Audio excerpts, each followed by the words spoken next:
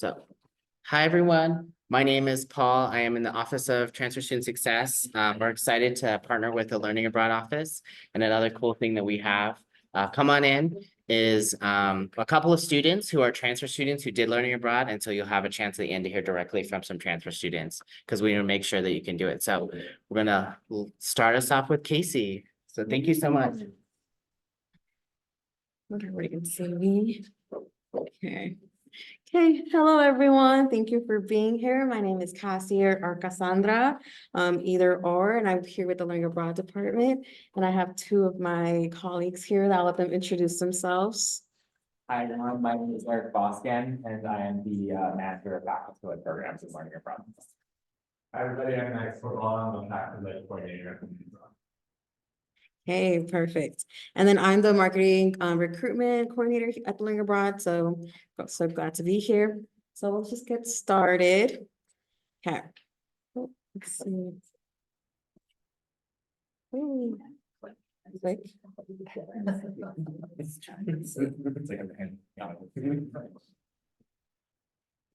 You were just in There the you go. spotlight, Eric. I don't want my beanie top, like, blocking. Okay, this one, okay, perfect. Okay, so here at the University of Utah, we are called Learning Abroad versus Study Abroad, mainly for the main focus that we want you to do besides just study when you go abroad, really learn and immerse yourself in the culture that you choose to go to. So really take advantage of that. So that's why we're called Learning Abroad here at the U. And so yeah, and they kind of just get started. We're going to explain why you should learn abroad. There's about like 5 different options why we then consider of learning abroad. So the first one is to kind of make progress towards your graduation. You can take classes that go towards your major or your minor or to help you go progress in graduation. The second option is to kind of gain a new perspective in field and major. Something that I like to point out, like I'm mostly known for graphic design. So when I've gone abroad, I love going around and seeing different countries and how they like perceive graphic design versus their audience. So that's really a great way, like in your field, to get that whole new perspective.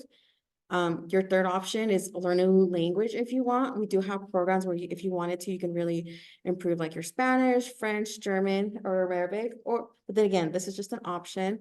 A lot of our programs are in English, so you don't have to worry about knowing a new language.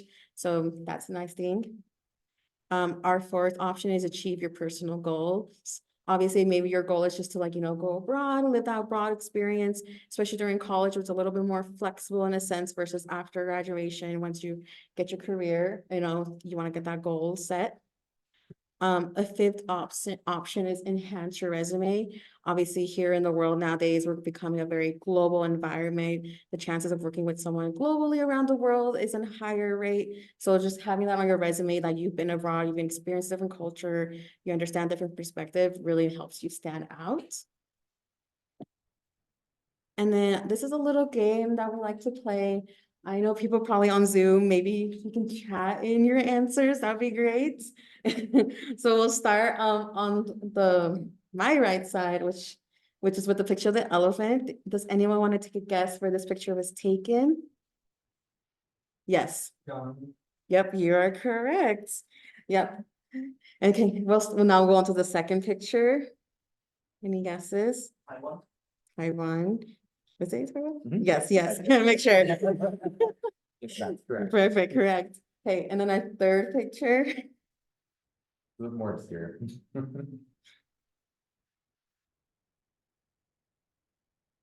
That's a little hard. Close. Close. But not quite. Yes. Okay, that one was taken in Fiji. So yes, I know some answers I would get is like ocean, which is like, I love the answer. Okay, and then our last picture. Any guesses, anyone? Yes, you go ahead. Huh? Very close. Very good, yes. Yes. Yep, this is in the wilderness in the Alps. So all these pictures were taken in all of our different program types we'll also start diving into. So kind of going into our program type. So we have over 500 different programs we offer here at the U, which sounds a lot and very overwhelming, but we do split them into 4 different categories / program types. And we'll start going into that. And then before we dive into so here on the side, we kind of like filter it through like kind of like group oriented to like individual oriented, since we understand some students like to be with other peers, so they're not completely alone. But obviously we know there's some students that are like, I'm very adventurous. I am so down to be like experiencing this on my own. So that's kind of like where this little graph will like start going. And then our first one is our faculty-led program, which I'll let Eric talk about more since that's his expertise. Yes, you can go right here. All right, perfect. So for faculty programs, this is, as Cassie said, on our spectrum, like the most group-oriented program type. And the reason why this is the most group-oriented program type is because you'll be applying for a program that has courses that are in the University of Utah course catalog that are for University of Utah credit and is taught by a University of Utah instructor that takes a group of UVU students and maybe some non-UVU students to a site abroad to teach this course. Our faculty programs, most of them, we have about like 40 different faculty programs in 7 different colleges across campus, and most of them take place during the summer term. We do have a few programs that are available for the fall break or the spring break, and a couple of programs that run during the fall term. But our faculty programs are our most popular program type. A majority of University of Utah students go on our faculty programs. And this is a great way to get to know other students here at the University of Utah and kind of make this large campus community a little bit more intimate by getting to know instructors really well as fellow students on the program. Another great thing about faculty programs is the cost. They kind of range in price, and most of them are pretty affordable because a lot of them are short term, anywhere between 1 week to a few weeks, especially during the summer. And a lot of the cost of the program will be billed through the University of Utah. So you'll be able to apply University of Utah scholarships or financial aid to the cost of the program, and majority of it will be applied to your student account for whichever term you decide to go abroad. So yeah, and do you want me to explain the other program types, or do you want to go into? Okay. Yeah, okay, perfect. Okay. Yeah, ready? Okay. And then our next program type is our Utah Asia campus, which is the University of Utah, but in South Korea, in Incheon. It's only an hour away from Seoul, super accessible through public transportation. A cool part about the Utah Asia campus is that if you choose to go there, the first 2 semesters are a little bit cheaper than in-state tuition. And then on-campus housing is also a little bit cheaper. And you'll also be staying with other different universities because they all share kind of like a little, I guess you can say, like area, and they all have like their own buildings with other universities. So you'll be sharing a dorm with those students as well. They do offer like 8 major program types, ranging from kind of like communications, esports, and then also a few other ones I can't think of the top of my head, but yes. And or if not, if you do have some general credits you want to take, they do offer that as well. If you want to learn more about them, we do have a QR code here you can scan. You can get in contact with our Utah Asia campus partners and they'll give you more information. But yeah, so this is a great program type. And again, you'll be also with University of Utah students that are from South Korea or also from the Salt Lake campus that go to the Asia campus. Okay. And then our third program type is our affiliates and global internships. So our affiliates are third-party organizations that we work with. They also work with other organized universities across the US. So in this one, it's a little kind of like more independent. You might be the only University of Utah student there, but you won't be the only like US student there. And we do work with several organizations that are kind of like all around the world. And they're also great because like they're a little bit more like specify for what you need sometimes. If you need something like engineering or business, they do have some programs for that. I know those are a little bit on the harder, so that's a great option. And then within our affiliate partners, they do offer global internships as well. So you can definitely talk to more and see if that's something you're looking into. If not, we do have the Hinckley Institute also that offers global internships. Okay. And then our last one is our exchange partners. So this is the most independent partner that we have. I mean, the most independent program we have, because you'll literally will be exchanged to a different university. You'll honestly be probably the only student there from the U, but it's also a great time for you to really immerse yourself in the culture, the university, the students. And for this one, tuition is 15 credits of like what the U offers. So that's a great option. And then whatever housing is on top of that. So yeah. And then kind of to find where all our program types. So if you go to our website on the main header, you go to portal and click program search, and you'll see kind of like a little catalog that looks like this. And then when you click on the brochure, it'll pop up like these quick facts. And one thing I always tell students to keep in mind is the program type, because that's gonna help you kind of know which one you're looking at, which one who you're gonna start meeting a coordinator with. So that's the biggest takeaway I would say, is to really know what program type you're looking at, and then from there, move on.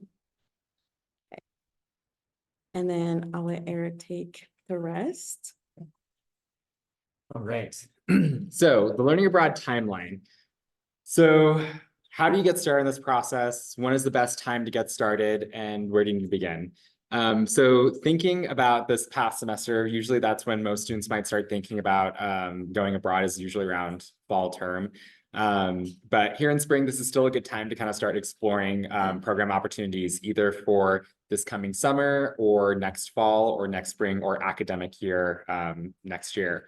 And so the first thing that you'll want to do in this timeline is to explore what are your different options by doing some exploratory advising in our office, talking with our peer advisors or staff, and kind of getting that initial first meeting to discuss what are your goals, what are your options, what are you interested in doing, and helping us kind of navigate what opportunities you might want to consider based off of what you're looking for.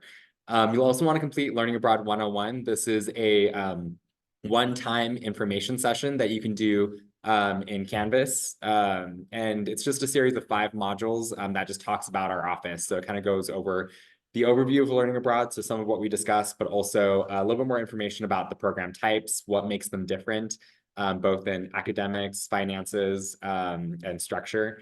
And then also what do scholarships and finances look like, as well as the application timeline for each different program type. So Learning Abroad 101 is a good foundational information session that can kind of help you think a little bit more about what questions you might want to ask in that exploratory advising session, especially before you go into another meeting with a Learning Abroad coordinator. That would be the next step, where you'd want to schedule an appointment with either the Learning Abroad coordinator for faculty-led programs like Max and I, or with our Learning Abroad coordinator for affiliate programs and global internships, or with our coordinator for exchange programs.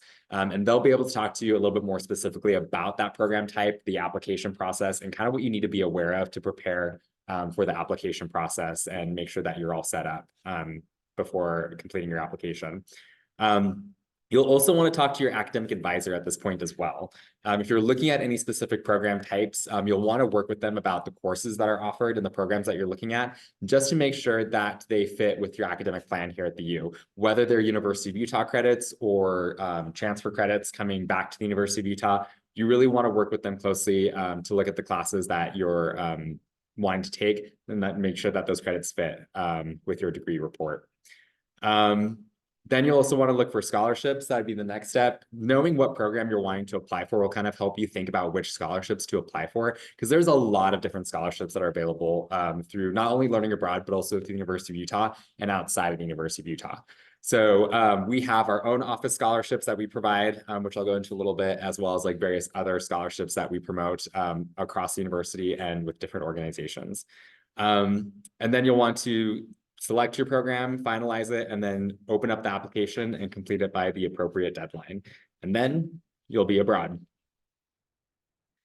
So Utah residency. So a question for everyone: can out-of-state students learn abroad and still qualify for Utah state residency? What do you think the answer is? Yeses? Raise a hand. Maybe. Yes, that is correct. So yes, students trying to obtain resident status can participate in approved learning abroad programs without penalty. So how many of you are out-of-state transfer students? Okay, so this is great information for you. So while you're working towards residency, if you decide to go on a learning abroad program, that is time that can count towards your time here at the University of Utah. Even though you may not be physically in the state of Utah, you are still enrolled at the University of Utah and taking academic coursework. So you're technically at the University of Utah, but in absentia. And so you want to work with the Office of Admissions and the residency officer on your application to provide what documentation you need to show that you are on a learning abroad program and still enrolled at the University of Utah. We can provide you with a letter confirming the dates and the term that you are going abroad on your program. Okay, so for transfer students, as a transfer student, can I still go learn abroad? The answer is yes, but be aware of the number of transfer credits you can still transfer into your major or minor. So this is really important. If you have reached the maximum capacity of credits that you can bring into the University of Utah, you'll want to focus on 2 program types, the Utah Asia campus or faculty-led programs. The reason why is because these are University of Utah credits for these programs, and you won't need to go through the transfer articulation process. Versus if you went with an exchange or an affiliate program, you will need to work with your academic advisor and get those credits approved and transferred. If you haven't reached the maximum number of credits to bring into the University of Utah, you can go on an exchange or an affiliate program. But again, you just want to keep in mind how many credits you have left to transfer to the U and how many credits you will be earning on that program. And with those 2 program types, exchange programs, you are looking at a full semester because we only offer exchange programs for fall or spring or academic year or calendar year. So you'd have to take a minimum of 12 credit hours to transfer back to the University of Utah. Versus with affiliates, if you're doing that in the term, you'd have to do 12 in either fall or spring, but in the summer, you could take as little as 3 credits. So if you're like, I have 6 credits I can transfer back to the U, I can still do a 3-credit affiliate program in the summer and bring that back. So thinking about how many credits you have left and thinking about like what program type you're thinking of and what credits you'll earn is really important. Program budgets and cost. So one thing that's really important to kind of go over students is a little bit of myth busting. A lot of people think that learning abroad might be unaffordable or not financially possible for students, and that's not necessarily the case. When thinking about program costs, you don't want to think in terms of tuition and fees. You want to think of total cost of living. How much is this program going to cost you and what's included in this program? Because a lot of our programs will cover not only your costs for the classes, the tuition for it, but also your housing, your in-country transportation, your meals, depending on the program, as well as cultural programming, excursions, advising, airport pickup, on-campus or on-site support staff, and various other things. So a lot of the stuff that you would need for your cost of living is already incorporated into the cost of the program. So how does that compare to your cost of living being here on campus in Salt Lake City?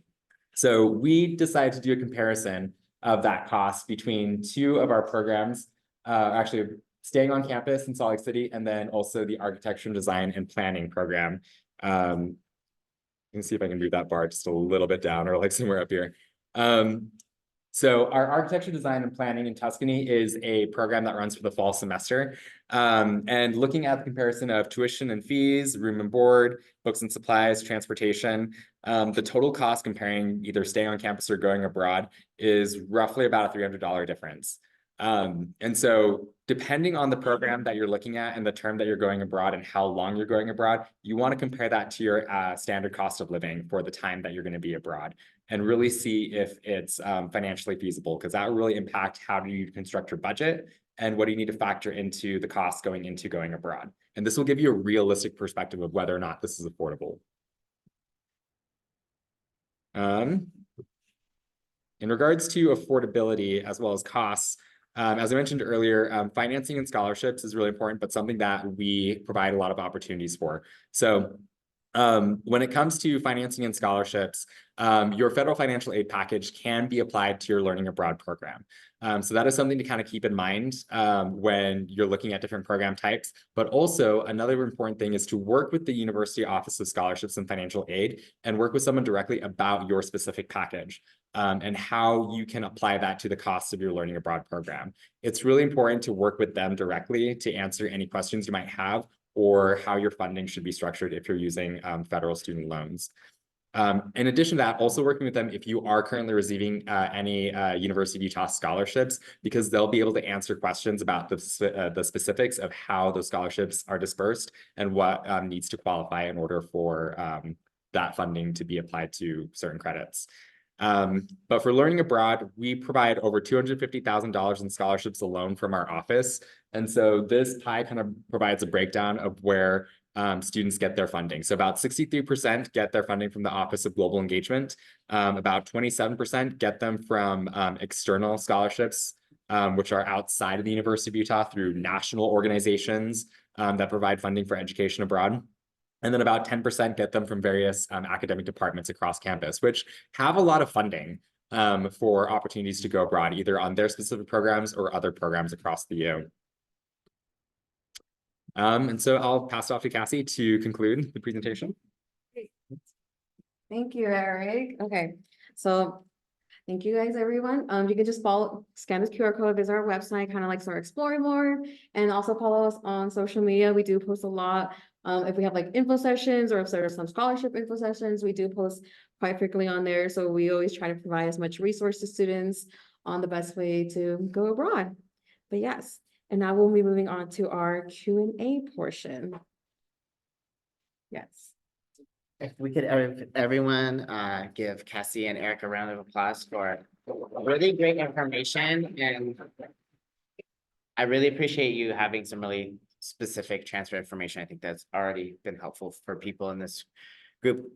Before we move on to our next part, where we'll have a couple of transfer students who've already done a learning abroad, talk about their experiences. Does anyone have any questions for Cassie or Eric? And in the chat, you can type in the chat. Any questions right now? Okay, we'll wait till the end and we'll have another chance and they'll be here. So to go to our next part, we have some great students who are transfer students who have completed the learning abroad, and I thought it would be a great opportunity to hear directly from students. And so for the first part, kind of as you come up, introduce yourself, say a little bit about where you went for your learning abroad and just a quick overview. So Arza looks like he's ready to start. Oh, are we going up there? Yeah, if you want, just so that'll be on the camera, I can close this, just so people on Zoom can see you all as our camera on. Okay, there we go.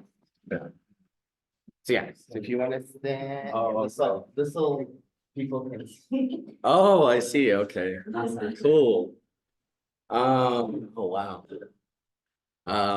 So yeah, my name is Arza. I've done 3 programs now through, I don't know if all of them, because some were through the Hinckley Institute. I don't know how that exactly relates to y'all, Great with the question. global internships. Their application process goes through us, Okay. but they're their own Okay. programs, but we work pretty close with them on. Okay. both internships. Okay, awesome. So I've done 2 global internships and then I did an exchange program. And so my first global internship was in Australia, and it was a great experience, very positive experience. And it's like, now if I ever get the chance to work in Australia, I'd gladly go back. Like, it was amazing there. I did my exchange in Taiwan. I was there for 2 semesters, and that was also overall a very positive experience. I love Taiwan. I'm a huge fan of Taiwan. Some of the hard parts, which I can maybe talk about later if people are interested, came from kind of like the University of Utah side of things. And then my second internship was this last summer in Jordan. That was also a great experience. And yeah, I think anyone that has a chance to go abroad should do it. And we were talking earlier, like the chance to go abroad and kind of travel, but at the same time, like advance your career or your goals, as you were talking about, is really something special, I feel. And you can connect with the place in a very unique way. And so, yeah, that's kind of my little intro spiel. Hi, I'm Josie. I'm an out-of-state transfer student. And I studied abroad this past summer for a month in Prague in the Czech Republic. It was such a great experience. I'm a psychology major, and so it was an affiliate program for psychology majors. And it was so amazing. I didn't go knowing anyone, and I met so many great people. There were a couple U of U students who also were there, which was crazy to find out. But yeah, it was overwhelmingly very positive. I really enjoyed it. Yeah, and it was a great opportunity to also be able to travel throughout Europe during that time. And I feel like most programs really encourage that, which is amazing. Yeah. Oh.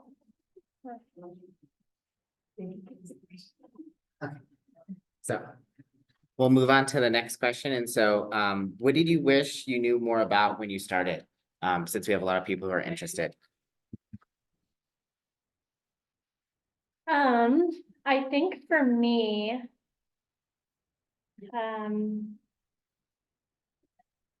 what do I wish I knew more about?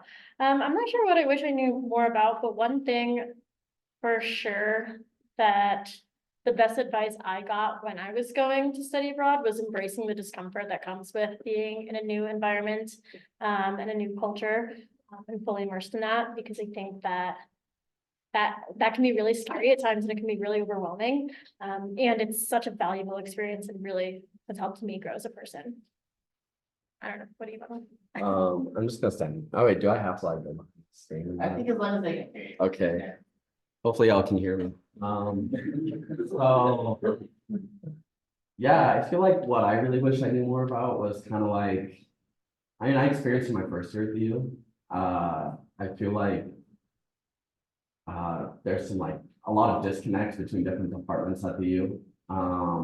And so while I was abroad, I swear like every week I had a new problem. It's like I would get dropped, got dropped as a student a couple times, like I lost my financial aid a couple times. And I just like, it just like get taken out of my bank account and be like, well, now I got no money. And so that was like honestly very frustrating. Like it felt like I had like another class, honestly, because it's just something I'd always have to monitor and be, oh, what's my weekly homework to like deal with the departments. But that being said, like it definitely, if I had to go back and like choose again, like I'd definitely do it again. Like it was such a valuable experience. But that was just something I wish I was like a little more mentally prepared for, so I wasn't just like so frustrated all the time. But yeah, I think that's probably the biggest thing for me, that I wish I knew more about before now. How to navigate those situations. Yeah, for the camera. So for the next question, kind of, we get this question asked a lot. We've partnered with Learning Abroad tons of times, which they're amazing. And so a common question from transfer students is, how did you pay for your learning abroad? Only share what you feel comfortable with. If you received any scholarships or other opportunities that supported it, what were they? And if you could say a little more about that. Also, I want to clarify my last one. It wasn't learning abroad.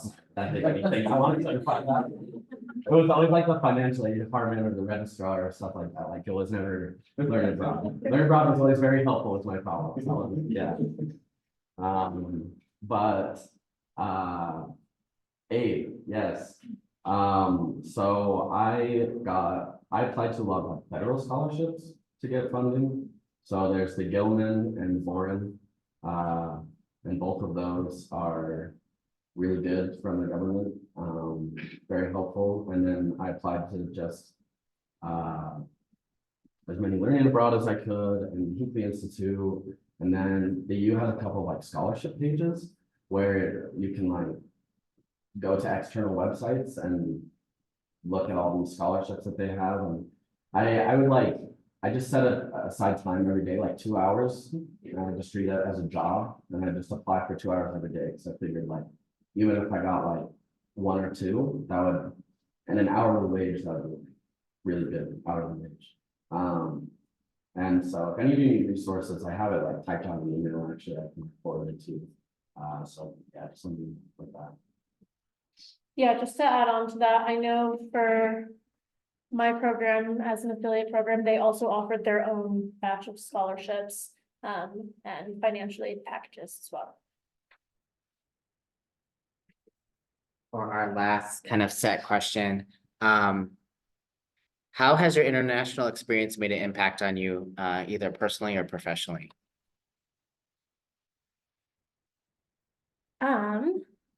It's definitely made a huge impact on me, in both aspects. I think professionally, I've made contacts with people all over, which is so valuable.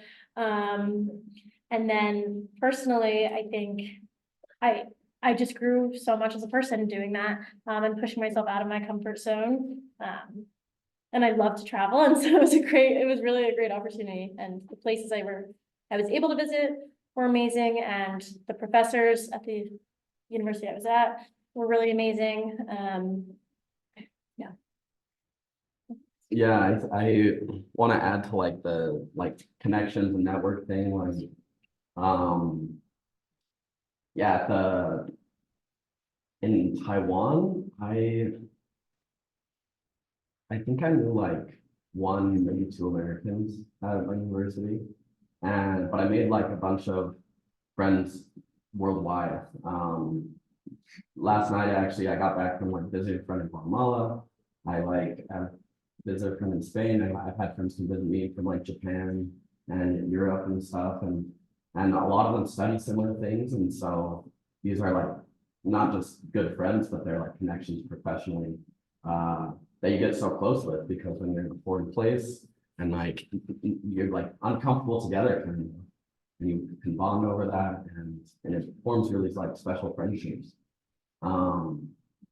And yeah, personally, I think just like see different ways of life, it can be like very humbling, and put like things into perspective, and can empathize with people very like a lot more easily in my experience. Like the more ways of thinking and living that you see, and yeah, it's been very positive for personal growth.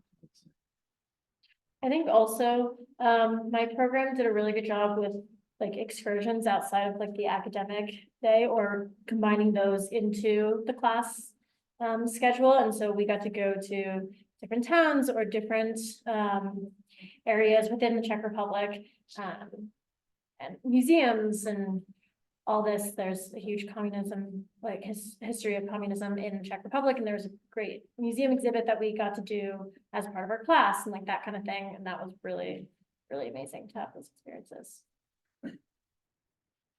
Thank you for sharing. So we'll start with our kind of Q&A section. So if you're on Zoom and you want to type in the chat, I can read it out loud, or you can unmute yourself, and then people here can speak up. I'll start just because I know usually it's quiet. We did have some people ask questions in our RSVP through Campus Connect. And so one person said, how long of a program is ideal for a transfer student going into their third year in college? So they're transferring in, but they're a junior. Like they're saying, some of this has been answered about courses related to specific majors, but kind of what advice would you all, and I think maybe asking on the staff of like, someone is interested, but they're already a junior as a brand new student. Yeah, I so just to make sure, so it's a transfer student coming into the U, they're in their third year, they're junior, and they're wondering what program length would be appropriate for their time abroad. So I mean, it can vary, again, depending on what classes they need to take. I mean, at that point, typically your general education is typically done. You're right into your major studies, so you need to focus on your major and minor coursework. And so depending on what classes you need to take, that might determine what program would be the best fit, and ultimately the length of time. So working with your academic advisor at that point in time will really help you determine what classes you need to figure out have to be taken here on campus for your major or minor, because some departments are really specific about these classes, these core classes need to be taken here. Sometimes they'll be like, these other classes that you're required to take for your major can be taken abroad and can be transferred in. So having that meeting with your academic advisor and knowing what classes can be taken abroad can kind of help determine, the possible length of time. So if you have the ability to take 12 credits of your major, then you could go abroad for a full semester. You just need to figure out which term would be best with your academic advisor, the fall or the spring, and work out your schedule for that particular year. If you only have like 6 credits that you could take abroad, maybe a shorter term program that's only 3 or 6 credits during the summer term would probably be the best. So it just kind of depends on the student's circumstance in regards to their major and which classes for their major they can take abroad, to determine, how many credits could they take in another country. As well as earlier in the presentation, when I pointed out, the number of transfer credits you can bring in, have you already reached the max amount, or are you still under that amount? That can also determine the program type. I actually have a question about that. Is that like dependent on department? Because like, I was told that thing about transfer credits, like a certain number and you have to hit like residency hours. And then I ended up, and it wasn't by Learn Abroad that told me this. It was like a different advisor. And I ended up taking like an extra econ course I didn't need to take. And then I met with the head advisor of my department, and she was like, oh no, like if you go through the Learning Abroad office, then it counts as residency hours. Okay. And so I guess like with the like number of transfer credits, how does that relate to like exchange credits if they're residency hours? So, Does that make sense on this? so I can kind of, yeah, that kind of makes sense. Like I can kind of see the disconnect there. So like any credit hours you take with Learning Abroad can count towards your residency hours like here. But in regards to like the number of credits you transferred into the University of Utah, there's a maximum number, which is I think about 60. Is that correct, Paul? You can transfer more, it just depends on the major. Yeah. It's common for people to come in with 60, and then, so this is my transfer pricing. But, Yeah.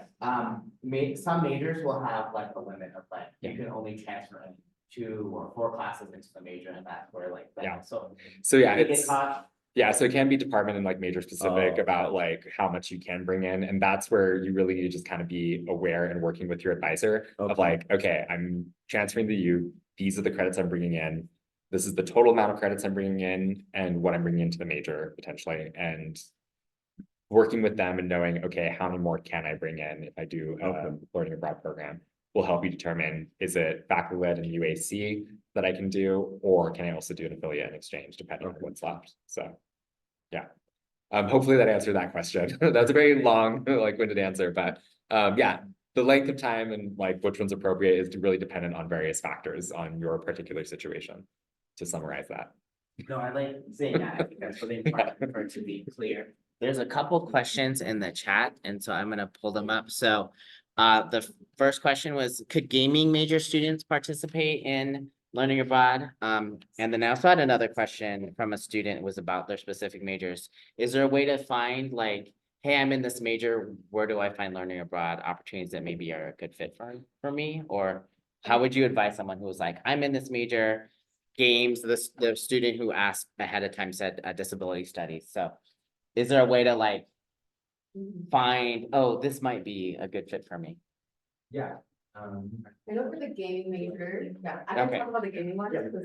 So a cool thing about, I know gaming is definitely more of like a niche, like major for sure. It's like definitely developing. A great place to do it is actually the Utah Asia campus. They have the gaming major over there, and they actually have like a whole new facility that they just built for gaming. So if it doesn't matter at what point you are in your gaming, like I guess like a degree, you can actually go to the Utah Asia campus, and it's easy because it's exactly University of Utah credit. It's super transferable. Obviously, the only thing I have to check is just seeing what classes they're offering each semester, but it is possible to do a gaming program at the Utah Asia campus.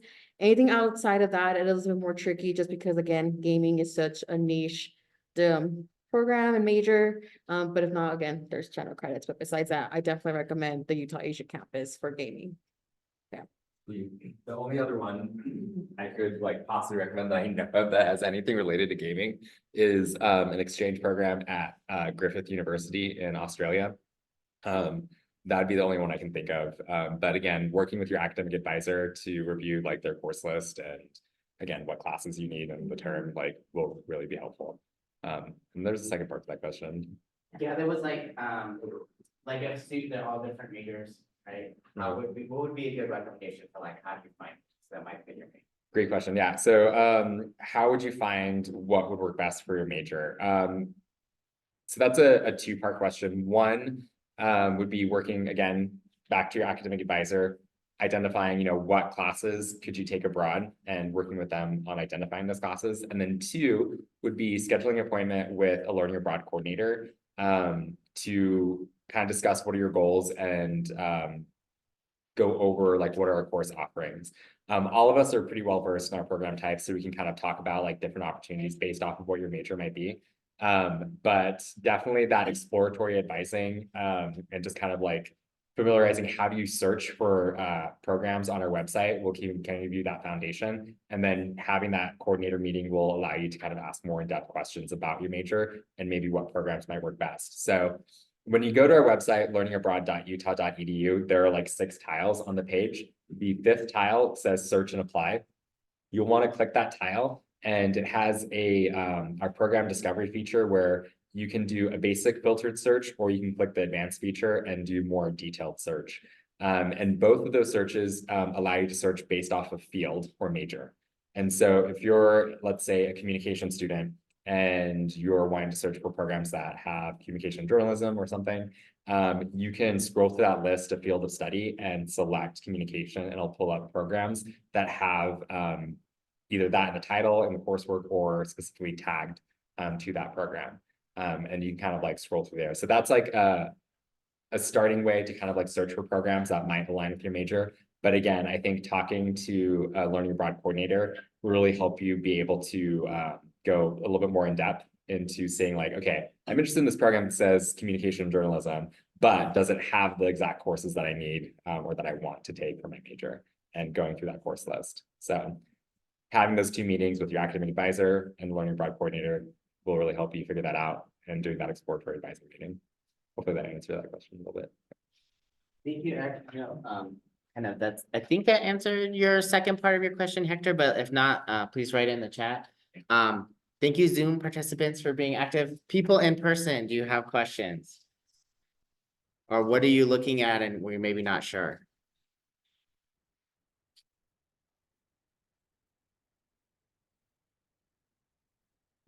I had something to add on, Yeah. just like the major thing, like. If you're worried about like the university not having like a bunch of classes for your specific major, like the gaming one you said is very niche. Then, but you have like generals you need to do, you can also just like do generals while like doing an exchange program or something like that. I did a lot of generals during my year abroad. Or if you have a minor, you can Oh. do like Yeah. programs that will fulfill your minor requirements. Thank you. No, those are great points. Is there anywhere you're like, the goal of this is that hopefully you apply for learning abroad after seeing this, or so what, is there anything that's kind of stopping you? Or are you like, I'm ready to go after this, I'm gonna make that appointment. So, yeah, I've seen studying policy here, and I am afraid that my very last class is like capstone, and you can ask them, but I don't know necessarily going to be in campus where I can get it abroad. Because I would like to get it abroad, if that's possible. yeah, so the question was, she's health society and policy. This is true for a lot of students, that you have like some kind of senior capstone in your last year. So I know that like you want to talk to your department, but if you have any suggestions for students kind of knowing that they're transferring in, but they have some kind of key thing they have to finish at the U before they graduate, like any advice for that? Like how to avoid, like be able to do it without having that prevent you from doing a learning abroad? That's a good question. I don't know if I exactly have like a case study or a Mhm. student I worked with before that's run into that issue. So I'm not exactly sure, with Max, yeah. No,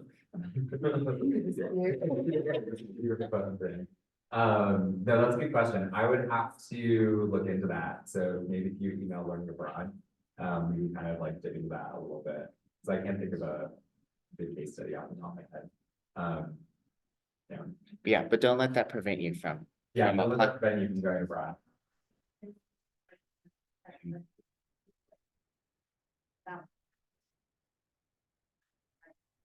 And also, if you learn like to do an internship abroad, that would be really good. I feel like also meeting with the advisor and the learning, like your major advisor and the learning abroad advisor, and then go there. Like, it's other things I think that will be more specific to. And then the internship, but there's some classes that But I don't know if that could be like. Those guys are thinking.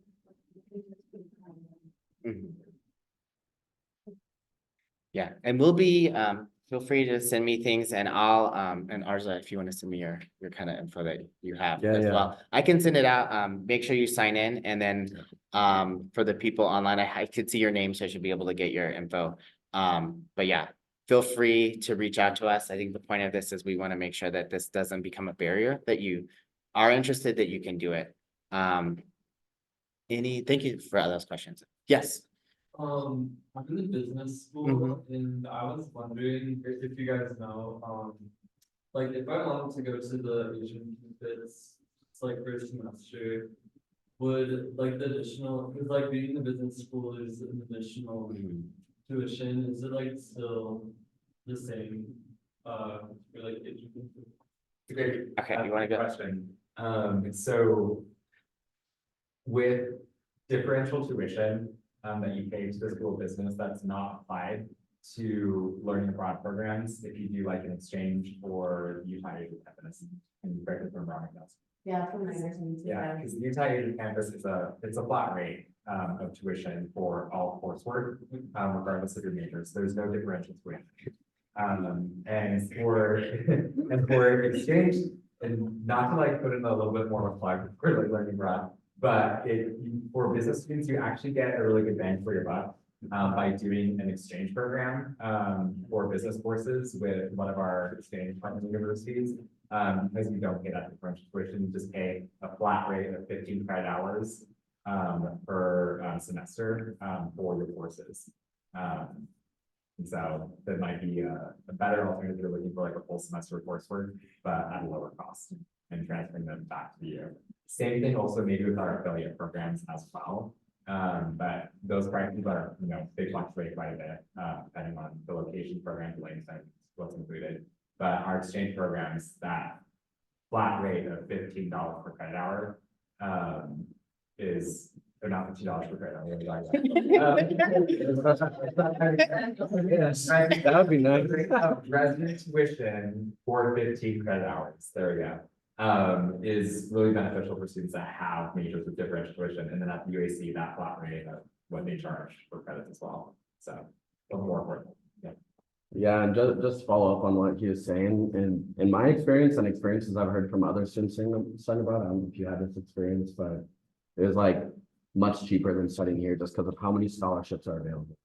Like, I honestly saved so much money going abroad. Like, yeah, I think, yeah, costs, if you're like paying for school here, I think the cost of it should be like the least of your concern, I think. Yeah, thanks for all these questions. Any other questions, either online or in person, before we finish up? And then Josie and Arza will be here, so you have a chance if you want to talk to them one. Yes. I am graduating next spring. I am in spring. Okay. And this will be kind of the best time to like. Yeah, I would say if you're graduating in spring of 2025, now would be a good time. Typically, we recommend that students start the process a year before they plan to go abroad, just to give yourself time to do all that research. And kind of as Arza was kind of pointing out, a lot of working with different departments on campus, and just making sure you're getting all the information you need from financial aid, from academic advice, from learning abroad. Collecting that information and coordinating can kind of take some time.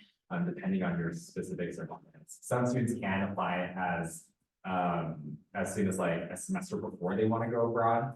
But I typically advise giving yourself more time to figure out a lot of these like detailed or specific questions that are specific to you. And so now would be a good time if you're graduating in spring, because then that might be a good time to figure out, okay, I have enough time to apply for a summer program for summer 2024. That worked out really well, or maybe a fall semester program. And what additional steps do I need to do about that in my last year, which that's also something to kind of keep in mind, is the residency requirement for graduation, is that you have to complete your last 30 credit hours at the university. 20 out of your last 30. Yeah. What was that? 20 out of your last 30. Yeah, 20 out of your last 30. And we have that we can fit with that exception of like, part of those credits to be done abroad. And so you just need to work with our office if you're gonna go abroad in like the last year to fit into that, 20 to the last 30. Yeah, so, national universities, some of you could choose fall and spring, and I think that would be. They might have a summer program, which that's also another thing to point out, with our exchanges is our exchange programs are only for fall, spring, academic year, and calendar year, but several of our exchange partners have summer school programs that are shorter term that you can do in the summer term, but we treat them like affiliate programs, because with affiliates, you pay everything to the affiliate provider instead of getting billed through the University of Utah Life Exchange Program. And so if you're interested in looking at like Seoul National or National Taiwan University or another exchange partner that has a summer school program, that would be a good alternative as well. 2 semesters in a row. And 2 semesters in a row in your last year might be a bit challenging, with just the number of credits that you're required to take while abroad for 2 semesters. But you could definitely do 1 semester. That could definitely be useful. Or a shorter term program, if that makes you better. Thank you. Any additional questions? I think what we'll do is I'm gonna end the Zoom.